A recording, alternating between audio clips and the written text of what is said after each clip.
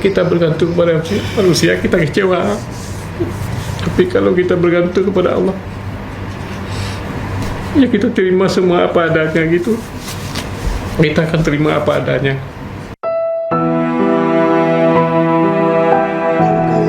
Gubernur Aceh Muzakir Manaf menceritakan kondisi terkini di Aceh pasca bencana banjir dan tanah longsor. Saya tidak bisa membayangkan. Dirinya pun tak kuasa menahan tangis saat menceritakan kondisi terkini Aceh. Dirinya pun tak mempersoalkan terkait status bencana nasional yang tidak ditetapkan oleh pemerintah pusat dan memilih fokus pada penyaluran bantuan bagi warga Aceh yang terdampak dan masih terisolir. Semoga bantuan dapat apa ada di Aceh, dapat orang tolong ke Aceh. Seperti itu.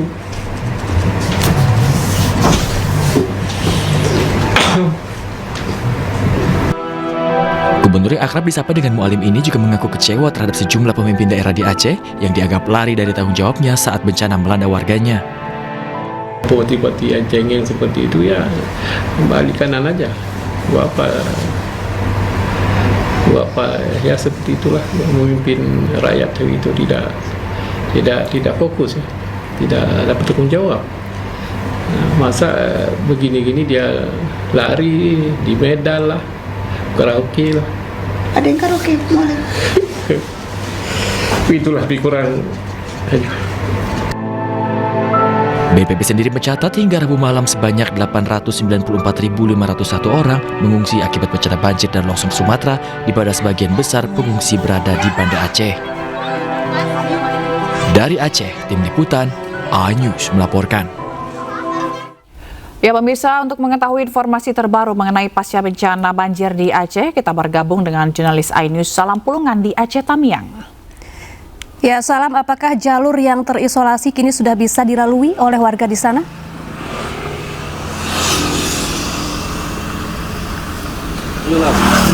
Ya, Safa, Zila, dan juga pemirsa, saat ini saya sedang berada di Desa Payaawi di Aceh Tamiang usai banjir bandang menerjang beberapa waktu yang lalu. Padahal di tempat kami melaporkan ini sebelumnya tidak pernah terjadi banjir sama sekali. Dan ketika beberapa waktu yang lalu ini diterjang banjir, bahkan ketinggiannya ini mencapai 2-3 meter yang menyebabkan akses jalan di jalur utama di Aceh Tamiang ini menjadi terputus sehingga beberapa desa maupun juga beberapa kawasan begitu di Aceh Tamiang ini terisolir dan sulit untuk bisa mendapatkan bantuan. Namun kini untuk akses jalan ini sudah bisa dilalui meskipun juga masih terdapat terkendala. Di mana memang kalau kita lihat di belakang saya ini terdapat adanya rumah yang terhanyut hingga ke tengah jalan.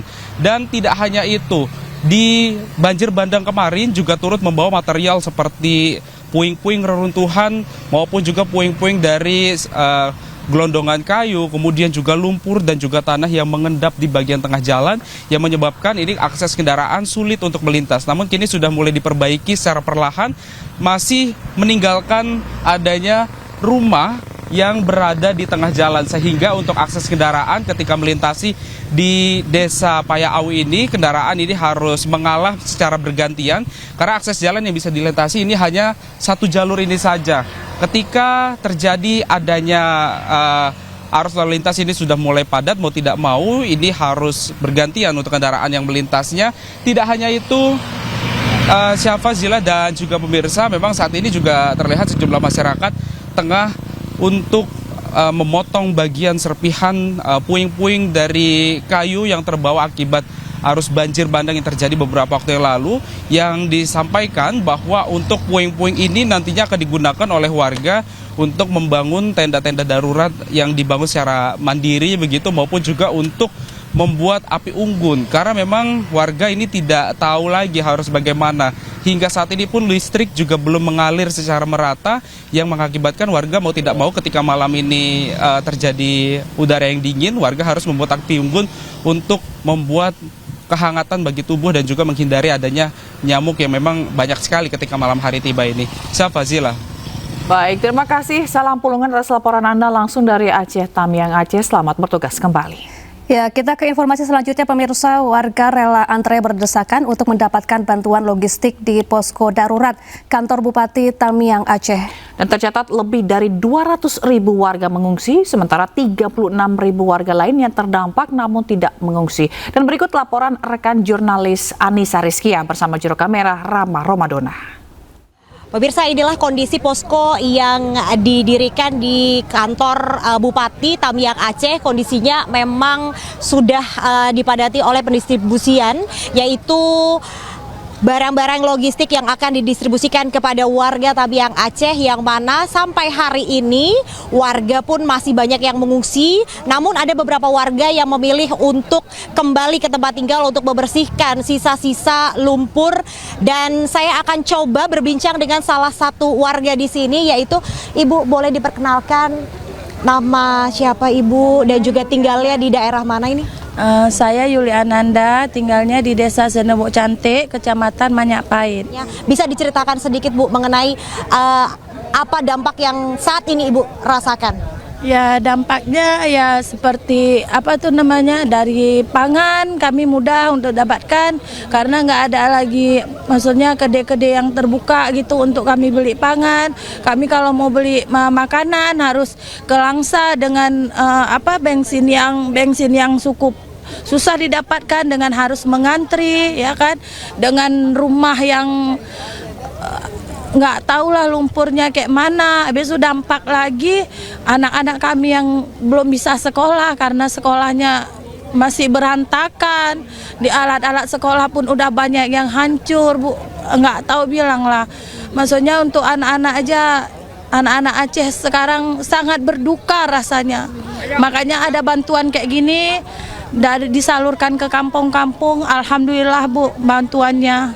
Baik Ibu, sekali lagi tentunya dengan berat hati kami juga sangat merasakan kesedihan yang Ibu beserta warga Tamiang Aceh rasakan hingga hari ini. Kami juga berharap semoga pemerintah segera memberikan bantuan dan juga bisa segera mendirikan sekolah. Yang tadi Ibu juga katakan bahwa seluruh sekolah yang ada di Tamiang Aceh ini terdampak dari banjir dan juga longsor, sehingga anak-anak di sini masih bersekolah di tenda darurat yang didirikan oleh pemerintah setempat. Dan selain itu juga memang pemirsa, kalau dilihat di layar televisi Anda, Rama Romadona juga akan memperlihatkan ini merupakan warga yang sedang mengantri begitu ya untuk mendapatkan bantuan. Mereka sangat membutuhkan sekali bantuan logistik, terutama obat-obatan dan juga kebutuhan bayi serta kebutuhan untuk para wanita. Selain itu juga akses jalan yang saat ini masih menjadi salah satu faktor begitu yang harus segera diberikan solusi kepada pemerintah untuk bisa membuka akses jalan kembali untuk bisa dilalui oleh warga yang ada di Tamiang Aceh. Semoga kita berharap segera pulih Tamiang Aceh dan juga selain itu juga wilayah Sumatera Barat dan juga Sumatera Utara. Dari Tamiang Aceh, Anissa Rizkia, Rama Romadona, iNews melaporkan. Ya, sementara itu banjir bandang kembali menerjang kawasan Batu Busua, Kecamatan Pauh, Kota Padang, Sumatera Barat. Ya, luapan Sungai Batang Kuranji merendam permukiman warga hingga memutuskan akses jalan menuju lokasi.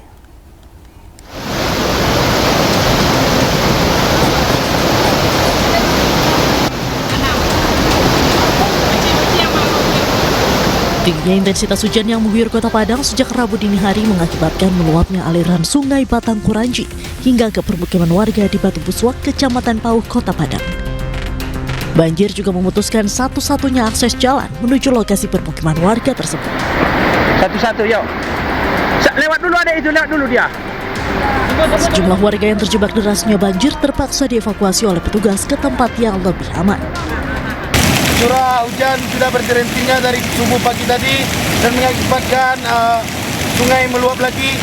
Nah, di sana, di sebelah sana, di seberang sana kita lihat ada warga yang butuh diungsikan karena jalan yang biasa ditempuh itu sudah putus.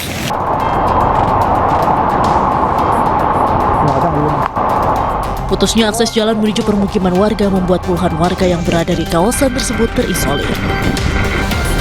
Dari Padang, Sumatera Barat, Budi Sunandar, iNews melaporkan.